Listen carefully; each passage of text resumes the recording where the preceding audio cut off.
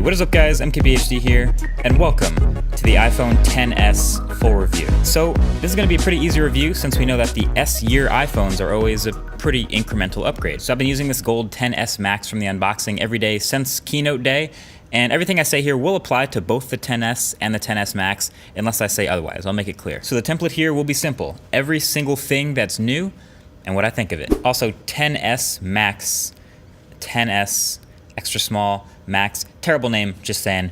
Okay, moving on. So first up, on the outside, this phone's almost exactly the same. Almost. If I were to put the iPhone XS next to the iPhone X, you have a hard time telling which is which, except for a few key things. First of all, the new color, of course, gold. And I kind of dig this gold. This has been a more actually polarizing color in my timeline, where I've seen some people that love it and then some people that are like not amused by it at all. I just kind of don't mind it, but I definitely went for the space gray on my personal phone. But this gold doesn't look bad. It's kind of like a Band-Aid color, but more saturated, a little more rich than that. And then the stainless steel sides are like really gold. They're the most striking part of this new phone. And the iPhone XS also has two more visible antennae on the stainless steel band around the outside. One at the top, right above the camera module, and one down at the bottom, kind of cutting into the speaker grill. So the speaker grill at the bottom is actually now asymmetrical thanks to that bottom band. That is a weird look. You would think of all companies, Apple would find a different place to put that to keep it perfectly good looking, but I guess not. And then the other little observation I found, the camera module of the XS seems to be slightly larger, but it's very slight. The only way you can tell is if you put a case on the phone. So if you put a XS case on a XS, you can see it fits perfectly. It's very snug, it's made by Apple, they know the exact dimensions, they get it right. But if you put this same XS case on the iPhone X, you actually end up with this little gap around the bottom. So the extra room means the camera module here is a bit smaller on the X. So yeah, technically these phones aren't quite the same exactly on the outside, but these couple of things don't really matter all that much to using it. It's still a glass sandwich phone, still the same weight and feel in the hand, same design, same button placement, same mute switch, same curved corners, same notch, and same fingerprint magnet glass. We've seen this before. It of course also means it's perfectly smart to put a case or a skin on this one again.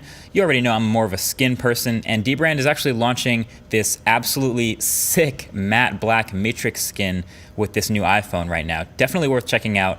I'll drop a link below. Oh, and one more hardware difference. Technically, internally, this new phone is IP68 water resistant, where the iPhone X was just IP67. It's a big deal. For those of you who don't know, IP67 means you're rated for 1 meter underwater for 30 straight minutes. IP68 means you're rated for 1.5 meters underwater for 30 straight minutes. Great. Anyway, all the other differences of the iPhone XS are internal, and that's what you get with an S upgrade. But honestly, that's what a lot of people were waiting for. You're getting the best or newest design Apple has with their best specs as well. So this year, as you've heard, it's the new 7nm 6-core A12 Bionic chip and 4 gigs of RAM in both phones too. It's not like one has less RAM than the other. They're both set. And it ended up with some pretty damn good Geekbench scores, and they've said it's 15 to possibly 30% faster in some actions like opening apps, opening the keyboard, launching the camera, things like that. And I can verify that this is an extremely fast phone. As a matter of fact, I think it brings it right back up to the king of responsiveness as far as smartphones go. It was getting kind of passed up a little bit with Android phones of the past couple of years, but iOS 12 is so buttery that it's back on the throne. But here's the thing, that iOS 12 update is also extremely fast on last year's iPhone X. In fact, I am not noticing like a major difference in speed between iPhone X with iOS 12 and iPhone XS with iOS 12. It's definitely performing great, don't get me wrong, but the fact that my year-old iPhone X running that iOS 12 beta for a while and now on the final version was already noticeably faster than iOS 11 was a big deal. It's kind of like a curse Apple's put on themselves this time for actually maintaining and updating their phones well this time in a way that makes the phone faster, makes people with an older phone now like more satisfied and less likely to upgrade. The real interesting part here is with the bugs I was getting, especially in the XS Max with iOS 12. I'm pretty sure it's because of the new resolution, but a lot of apps that I use on the daily had a bunch of like overlapping graphics or would cut parts off in the notch where they weren't supposed to. I couldn't even read the caption I was typing on Instagram. It was fully hidden in the notch. but I'm pretty sure a lot of this stuff will be fixed pretty quickly as phones come out and they develop for the new resolution. None of it was actually crashing or ruining the phone. It's just weird graphic quirks. So the only place I actually feel the iPhone XS actually seems a bit faster is Face ID, and it's not even that much crazy faster. I definitely think the pause to unlock your phone is a bit shorter, which is nice to see, maybe 25% faster, thanks to the A12 Bionic and iOS 12, but it's still obviously not as fast as those crazy quick ones from OnePlus or Xiaomi that are just using the RGB cameras. Then again, it will always be slower than those because it will also always be more secure. Sort of an inverse relationship there. No biggie. I am personally hoping for fingerprint readers underneath the display glass in mainstream phones to become more of a thing with this next upcoming generation. Like, it's rumored that OnePlus 6T may have it. It's rumored that Galaxy S10 may have it. And it's rumored that iPhone 11, or whatever it's called, may also have it next year, but not this time. Another small improvement is the much better speakers in the XS.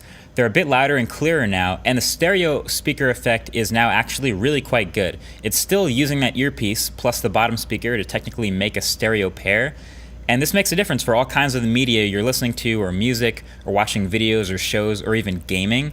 I'd say it went from having a decent speaker to a very good speaker set.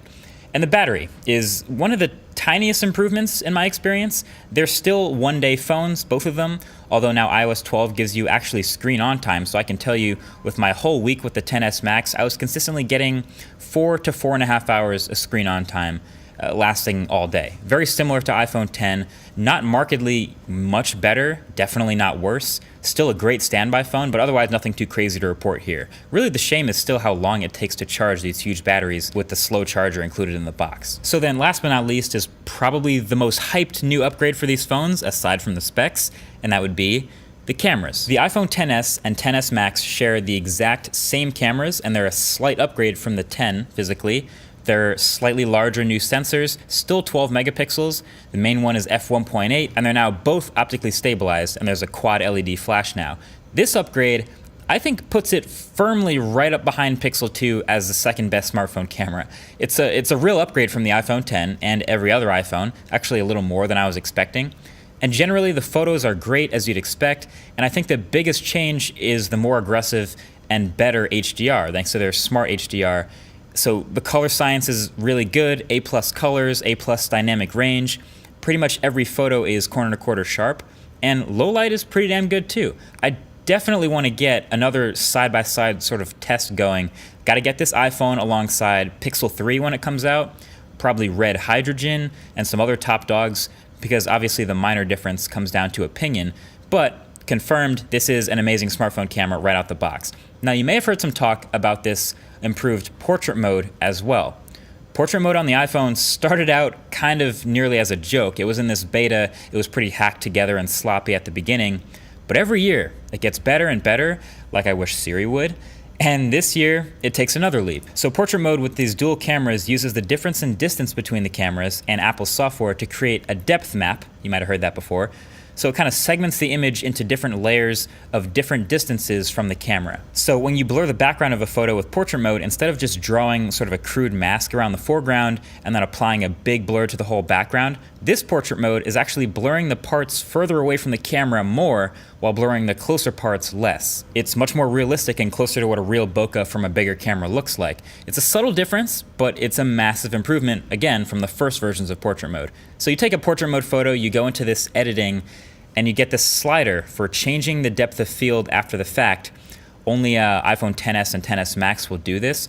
Right off the bat, people compared it to Samsung's Live Focus because, of course, that's what it reminds us of. But when I compare them side by side, the whole generic blur of the Samsung versus the selective blur that keeps getting better, it's pretty clear to me which one I prefer. And even though this is all purely software blur, just mimicking a bigger camera, it even seems to be adding a slight direction to the blur, like a sort of radial blur around the center of the frame, which is pretty impressive. So I don't use portrait mode very much because it's still hit or miss, but these improvements mean when it does hit, it can be pretty damn good. Also, combine that with the fact that it's still the best video recording in a smartphone as well at 4K 60. Plus, they've added stereo audio recording to support the speakers, and it all adds up to a pretty powerful camera as we've come to expect from an iPhone. So that's where we're at. New specs, new camera, same software, same design. So this iPhone XS is everything we thought it would be. Really, honestly, the main upgrade, if you want to call it that, would have to be the XS Max, the much bigger screen. This is the iPhone I've been using by choice for the past couple days, and it really does feel like a very different iPhone. A 6.5-inch display in a body smaller than the Galaxy Note 9, I mean, that's all you really have to say to make it my favorite iPhone ever. But there are so many advantages to having a bigger screen. I've talked about them in previous big phone videos, and all of those still hold up with the big iPhone. Watching videos is better. Gaming is definitely better. Basically anything that involves wanting a nice viewing experience is improved. I've been a big phone person as long as I can remember, and so naturally the bigger iPhone is my favorite iPhone. And I just never thought I'd see a day where the iPhone is closer to the size of an iPad mini than the original iPhone, but that's what we got here. There are downsides of being a huge phone too. You can't forget them. And I've said this again about other big phones, the much bigger space it takes up in your pocket or your purse or wherever you keep it. And it's way less likely to be a one-handed phone for most people, let's be real. Reachability is gonna be way more important on this bigger phone than it ever has been. But that's what's up. This upgrade to me is all about the size of this XS Max. If you have an iPhone X, I can tell you right now, you don't need an iPhone XS. You're fine. Even if you have a $1,000 hole in your pocket and you've been itching for a faster iPhone and a better camera, upgrade to iOS 12 and buy an RX 100 with that money. It's a much better camera. Boom, problem solved. Really, the iPhone XS is a great upgrade for people who have an older iPhone, an iPhone 7 or 8 or even older than that. Then again, so will probably be the iPhone XR. So we'll have to get that in-house and see if that's about it in the full review. But I have no problem recommending the iPhone XS for those people. But really, if you've been waiting for a bigger iPhone, for all the mentions I talked about, and you have the money, it's expensive, just like last year. But if you're one of those people like me, then this is definitely the way to go. I'm a fan of the XS Max, and I recommend it. Give it a shot. Either way, that's been it. Thanks for watching. Talk to you guys in the next one. Peace.